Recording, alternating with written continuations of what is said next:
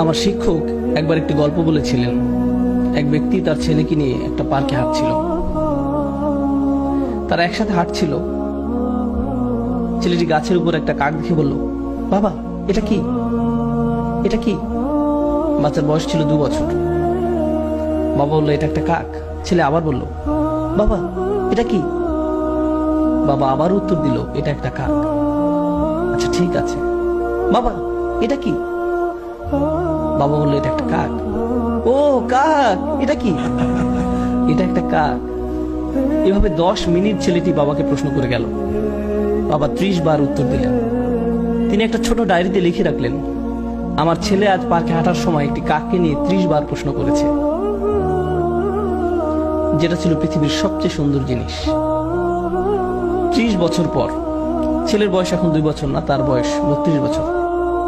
বাবা ছেলেকে ফোন করলো, আমি কি তোমার কাছে আসতে পারি? ছেলে উত্তর দিল, বাবা এটা ঠিক দেখা করার সময় না। বাবা বললেন, আমাকে কিছুক্ষণ সময় দাও, আমার 10 থেকে 15 মিনিট দরকার, শুধু এইটুকু সময় হলেই চলবে। চলো গাড়িতে করে বের হই, তোমার সাথে কিছু ব্যাপারে কথা আছে। ছেলে বেশ বিরক্ত হয়ে, ঠিক আছে। বাবা আসলেন এবং গাড়িতে উঠে ছেলেকে নিয়ে পার্কে গেলেন। ছেলে মহা বিরক্ত হয়ে বলল, এসব কি বাবা, আপনি কি খুব দ্রুত বলতে পারবেন? আমার কাজ আছে। বাবা বললেন, শুধু আমার সাথে হাঁটো। তারা হাঁটছিল এবং গাছের উপর একটি কাক দেখতে পেল। বাবা বললেন, বৎস এটা কি? তুমি কি সত্যিই জানতে চাও এটা কি? এটা একটা কাক।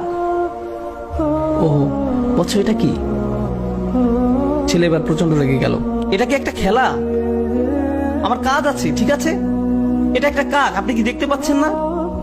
আমি গত মাসে আপনাকে নতুন চশমা এনে দিয়েছি, আমার সাথে এমন কেন হচ্ছে? বাবা আপনি কেন এত জটিল? আমি বুঝতে পারছি না সমস্যাটা কোথায়। জাস্ট বলেন কি বলতে চান। আমি ব্যস্ত আছি, ঠিক আছে?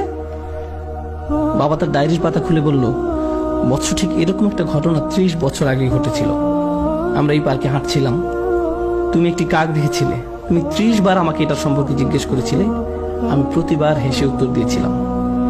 আর এখন তুমি দ্বিতীয়বারও উত্তর দিতে পারছো না।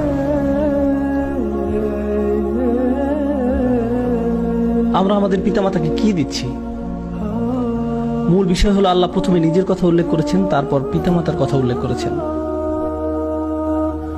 তোমরা নিজেরাই চিন্তা করো, তারা তোমাদের জন্য কি করেছেন এবং তোমরা তাদের জন্য কি করছো। এমন অনেক পিতামাতা আছেন, যখন তাদের সন্তান আইসিইউতে থাকে, তারা ছোট্ট গ্লাস বক্সের দিকে তাকিয়ে দাঁড়িয়ে থাকেন, যার ভিতরে শিশুটি আছে। দিন রাত 24 ঘন্টা হাসপাতালে শুধু দাঁড়িয়েই থাকেন, কখনো বসেন না, শুধু দাঁড়িয়ে থাকেন। ভেন্ডিং মেশিনের খাবার দিয়ে তাদের জীবন